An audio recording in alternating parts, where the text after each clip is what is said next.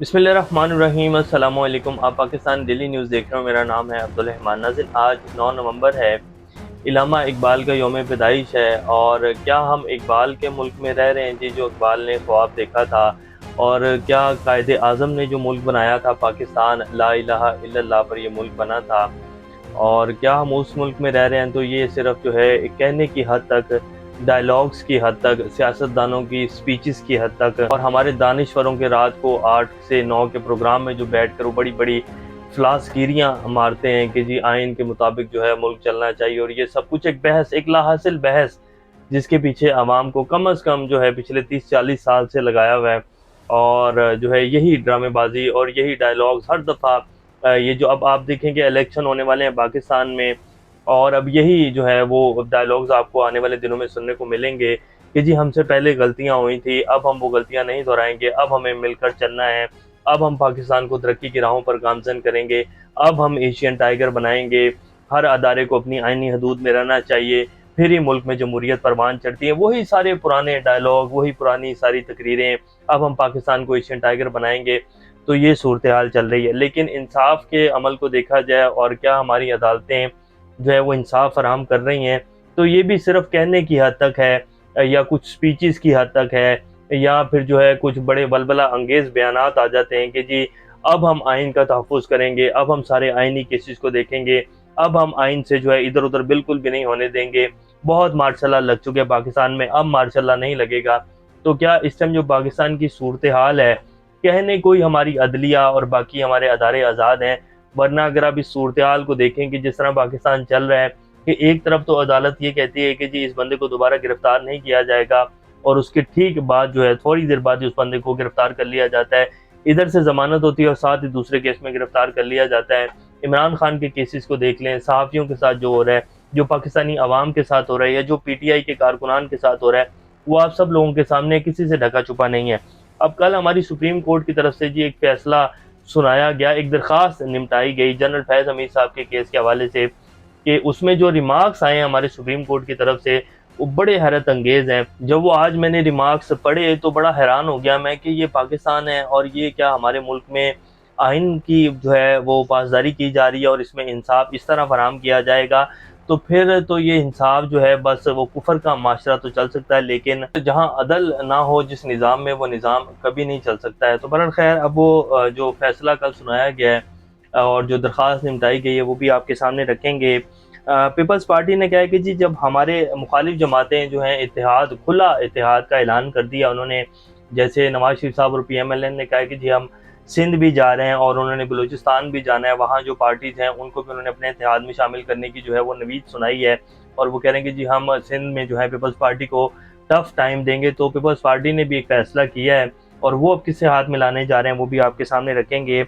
जहांगीर तरीन साहब ने भी एक ताज़ा बयान जारी किया है जी, अब वो क्या है वो भी आपके सामने रखेंगे। जावेद लतीफ़ साहब ने आज एक प्रेस कॉन्फ्रेंस की है जी, और जावेद लतीफ़ साहब जो हैं वो माउथ पीस हैं बेसिकली नवाज शरीफ साहब के। वो जो भी कहते हैं उनके पीछे बेसिकली नवाज शरीफ साहब और मरीम नवाज शरीफ साहब का जो है वो मैसेज होता है। उन्होंने जो है आज एक प्रेस कॉन्फ्रेंस किया और एक बड़ा मुतालबा कर दिया है, और वो भी आपके सामने रखेंगे। और कुछ अहम खबरें हैं, इससे पहले अगर आप लोगों ने चैनल को सब्सक्राइब नहीं किया तो रेड बटन को प्रेस कर लें और बेल आइकॉन को भी प्रेस कर लें, ताकि लेटेस्ट अपडेट्स आप लोगों को मिलती रहें और ये जो हमारा ताल्लुक है ऐसे ही जुड़ा है। सबसे पहले जी फैज़ हमीद साहब के केस के हवाले से बात कर लेते हैं। जनरल फैज़ हमीद DGISA साहब का जो थे, उनके ऊपर एक जी 2017 में एक दरख्वास्त दायर की गई उनके खिलाफ कि जी उन्होंने एक ज़मीन के ऊपर कब्ज़ा किया है, और कब्ज़ा जिन की ज़मीन के ऊपर किया उनके 5 फैमिली के लोगों को अगवा करके यरगमाल बनाया गया, और बाद में उनकी ज़मीन के ऊपर कब्ज़ा किया गया। तो उनकी फैमिली की तरफ से एक दरख्वास्त दायर की गई। तो आज जो है सुप्रीम कोर्ट में 2017 में ये दरख्वास्त दायर की गई थी, और अब जो है ये इसके ऊपर जो है सामने आया है। अब आप देख लें कि नंबर लगकर जब ये सामने आई है तो उसके ऊपर बाद में जो है सुप्रीम कोर्ट ने इसके ऊपर क्या जो है फैसला सुनाया है वो आपके सामने रख देते हैं। बड़े ज़बरदस्त रिमार्क्स हैं जो सुप्रीम कोर्ट की तरफ से दिए गए हैं। फैज़ हमीद के खिलाफ ज़मीन कब्जे के इल्ज़ाम की दरख्वास्त निपटा दी, और रिमार्क्स दिए कि सुप्रीम कोर्ट केस के मेरिट्स को छेड़े बगैर दरख्वास्त निपटाती है, और इस केस को अब वज़ारत दिफा देखेगी, सुप्रीम कोर्ट नहीं देखेगी। अब इसके ऊपर पाकिस्तान के जो कुछ सहाफ़ी जो बड़े फेयर जर्नलिज्म करते रहे हैं, उनमें आमिर मतीन साहब एक बड़ा ज़बरदस्त नाम है। वो कहते हैं कि जी गरीब क्यों पिस रहा है, हम सहाफ़ी قصوروار ہیں کہ ہم آپ کو اپنی بنیادی ذمہ داری یعنی آسان الفاظ میں نہیں سمجھا سکے کہ وجہ کیا ہے۔ یہ بحث غلط ہے کہ کون سی پارٹی کتنے ذمہ دار ہے، سب پارٹیاں ذمہ دار ہیں اور نہیں بھی، کیونکہ نظام جکڑا ہوا ہے۔ سیاستدان، بابو وہ کہہ رہے ہیں بیوروکریٹس کو، جرنیل اور جج سب اس کا حصہ ہیں۔ یہ نظام ان سب کے گٹھ جوڑ کا نتیجہ ہے۔ یہ مافیا کوئی ایسی حکومت نہیں آنے دیں گے جس سے اس استحصالی نظام کو خطرہ ہوگا۔ اگر کوئی حکومت ان کے مفاد کو ہاتھ ڈالے گی تو وہ کوئی بھی ہو اس کا ستیہ ناش کر دیں گے، جیسے کہ پی ٹی آئی کا کیا گیا۔ میں یہ نہیں کہتا کہ عمران خان صاحب نے اپنے دور میں جو ہے دودھ کی نہریں بہا دی ہیں، انہوں نے بھی بہت بہت غلط کام کیے ہیں، جیسے کہ عثمان بزدار صاحب کو لگائے رکھا 3.5 سال، اور اس پر خان صاحب ایسے ہی چپکے ہوئے تھے کہ جیسے عثمان بزدار جو ہیں وہ کوئی ان کے پاس کوئی گدڑ سنگھی ہے، یا وہ پنجاب کو جو ہے پیرس بنا دیں گے، اور ان کی کرتوتیں اور ان کی کرپشن کی کہانیاں۔ اسی طرح عمران خان صاحب نے بھی اپنے دور میں بہت غلط کام دیے اور بہت بہت بڑے پنگیر بھی لیے ہیں۔ تو عمران خان صاحب نے بھی کوئی دودھ کی نہریں نہیں بہائی، لیکن عمران خان صاحب کی نیت صاف تھی، اور وہ جو ہے کرپٹ نہیں ہے، وہ دیانتدار آدمی ہے، وہ واقعی پاکستان کے لیے کچھ کرنا چاہتے تھے، پاکستانی عوام کے لیے کچھ کرنا چاہتے تھے، لیکن ان سب کے ساتھ وہ لوگ ملے ہوئے تھے، ان کے گرد انہوں نے جو ہے اپنا گھیرا تنگ کیا ہوا تھا، اور وہی ان کی جو ہے چاپلوسیاں کرتے تھے، جو اب سب جو ہے بھاگ کے ادھر ادھر ہو گئے، استحکام پاکستان پارٹی کا حصہ بن گئے ہیں، اور کئی جو ہیں وہ بھاگ کر چھپے ہوئے ہیں، اور کئی جو ہیں وہ یہ بیانات دیتے ہیں کہ شیطان کا رستہ تھا، جو ابھی 2 مہینے پہلے عمران خان کو ایسے اٹھائے ہوئے تھے کہ جی اب ہم آزادی لے کے رہیں گے۔ تو ان سب لوگوں کی وجہ سے یہ حالت ہوئی پی ٹی آئی کی۔ تو وہ کہہ رہے ہیں کہ جی ساری جماعتیں جو ہیں ان سب کا حصہ ہے، اور یہ سارا نظام جو ہے جکڑا ہوا ہے، اس میں بابو، جرنیل، ججز جو ہیں سب شامل ہیں، اور جب کوئی ان کو چھیڑنے کی کوشش کرتا ہے تو یہ اس کا جو ہے تہس نہس کر دیتے ہیں، اور یہ اس کو صرف جو ہے ایک ادارہ درست کر سکتا ہے، اور وہ ہے عدلیہ۔ لیکن عدلیہ بھی جب اس طرح کے فیصلے دے گی، جنرل فیض حمید کا انہوں نے ذکر کیا کہ جنرل فیض حمید کے قبضے کا مسئلہ وزارت دفاع کا ہے، کیا پیغام دیتا ہے؟ اور خدا کے لیے حوصلہ کریں، اگر آپ حوصلہ نہیں کریں گے تو پھر پاکستان کیسے ٹھیک ہوگا؟ جب تک پاکستان میں انصاف کا نظام قائم نہیں ہوگا جی، اور بے رحم انصاف نہیں کیا جائے گا، تب تک پاکستان ٹھیک نہیں ہو سکتا ہے۔ اور عمران خان کی ساری جنگ یہ ہے کہ میں این آر او نہیں دوں گا، میں انصاف کا نظام قائم کروں گا۔ اسی وجہ سے دیکھ لیں کہ اس کی پارٹی کے ساتھ کیا کیا گیا ہے، اور ابھی تک جو اس کے اوپر پریشر ڈالا جا رہا ہے وہ اسی چیز کے لیے ڈالا جا رہا ہے کہ آپ یہ جو انصاف اور یہ جو کرپشن کے خاتمے اور یہ جو مافیا کو ہاتھ ڈالنے کی بات کرتے ہیں، اس کو چھوڑ دیں تو پھر آپ کو ویلکم کریں گے، ورنہ آپ ایسے جیل میں سڑیں گے۔ تو دیکھتے ہیں کیا بنتا ہے۔ عمران خان صاحب کے حوالے سے ان کے وکیل نے ایک بڑا دعویٰ کیا، وہ بھی آپ کے سامنے رکھیں گے۔ تو یہ جی فیض حمید صاحب کے حوالے سے خبر تھی۔ اب پیپلز پارٹی نے بھی اعلان کر دیا ہے کہ جی نون لیگ نے ان کے مخالف اتحاد بنانے کا فیصلہ کر لیا تھا، اور ایم کیو ایم کو انہوں نے شامل بھی کر لیا۔ پھر انہوں نے جی ڈی اے جو کہ سندھ کی ایک جماعت ہے، ان سے بھی انہوں نے رابطہ کیا، اور عین امید ہے کیونکہ وہ پیپلز پارٹی کے مخالف ہے جی ڈی اے، تو عین امید ہے کہ وہ بھی پی ایم ایل این میں شامل ہو جائیں گے۔ تو پیپلز پارٹی نے کہا ہے کہ جی انہوں نے تو باقاعدہ کہتے کہ جی پی ٹی آئی کی موجودہ قیادت سے ہاتھ ملانے کا جو ہے پیپلز پارٹی نے فیصلہ کر لیا ہے، یہ اندرونی ذرائع کی خبر ہے۔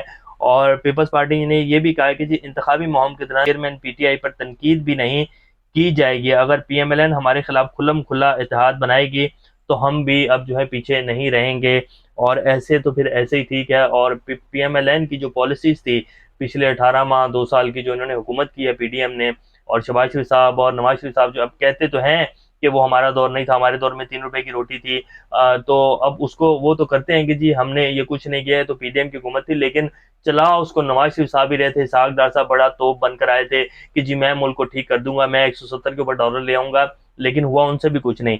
تو یہ حالات ہیں جی، اور پیپلز پارٹی کہتی ہے کہ جی ان کی پالیسیز کے اوپر تنقید ہوگی، اور کھلم کھلا تنقید ہوگی۔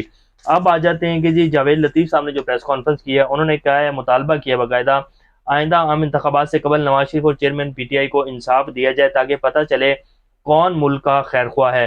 ووٹ کو عزت دو کا مطلب یہ ہے کہ آئینی ادارے اپنی آئینی حدود میں رہ کر کام کریں، سب کو لیول پلینگ فیلڈ ملنی چاہیے۔ اب وہ یہ کل جو ہے نواز شریف صاحب نے مطالبہ کیا کہ جی واضح اکثریت جو ہے وہ دی جائے۔ رانا تنویر صاحب نے کہا کہ جی نواز شریف کہتے ہیں کہ واضح اکثریت دی جائے گی تو فیصلے لینے میں آسانی ہوگی، اور جو لوگ نواز شریف صاحب کو لانے والے ہیں ان کو پتہ ہے کہ نواز شریف کو اگر واضح اکثریت دی جائے گی تو اس کے بعد نواز شریف پھر کیا کرتا ہے، اور پھر نواز شریف صاحب کی لڑائیاں جو ہیں وہ ہوتی ہیں، اور یہ نواز شریف صاحب کی تاریخ ہے۔ تو اس لیے جو ہے وہ کہہ رہے ہیں کہ جی واضح اکثریت دی جائے اور ہر ادارہ اپنی آئینی حدود میں رہے۔ تو یہ بھی ایک میسج ہے جو دیا جا رہا ہے ان لوگوں کو جو سمجھدار ہیں۔ لیکن 9 مئی میں جنہوں نے بھی کیا، خواہ وہ کوئی بھی ہے، ان کے خلاف کارروائی ہونی چاہیے، ان کو سزا ملنی چاہیے۔